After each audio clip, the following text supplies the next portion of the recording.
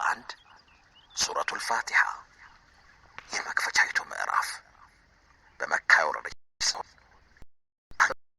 አራት ናቸው።